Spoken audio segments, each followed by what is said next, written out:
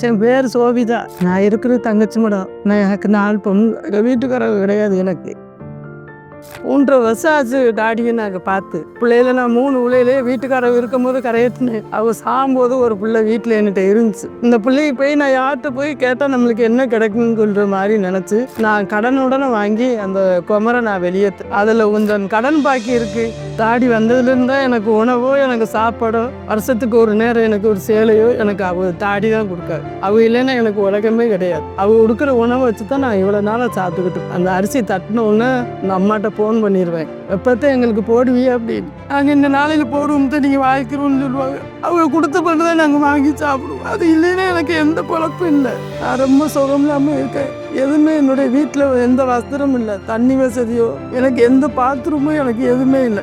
நான் இவ்வளவு ரொம்ப கஷ்டத்துலேயே நான் இருந்து நான் வாழ்கிறேன். அவங்க கொடுக்கலைன்னா நான் ஒரு பொழுது கூட என்னால் வாழ முடியாது. 3.5 வருஷமாக கொடுக்குறாங்க உணவு பொருள். எனக்கு நல்ல வயிறார நான் சாப்பிட்றேன். அதை ரொம்ப பயன்படுத்துகிறேன். அந்த பொருளை நான் வச்சு நல்லா சாப்பிட்றேன். நானே அந்த டாடி கொடுக்குறதுனால நான் நிம்மதியாக நல்லா சாப்பிட்டுக்கிட்டு இருக்கேன். அவங்க தான் எனக்கு என் தெய்வம். உணவு அவங்க தான், கடவுள் அவங்க தான் எனக்கு. அவங்க இல்லைன்னா எனக்கு உலகமே. தாடிக்கு நன்றி. ஃபவுண்டேஷன்லேருந்து எனக்கு கொடுக்குறதுக்கு உணவு கொடுக்குறதுக்கு நன்றி.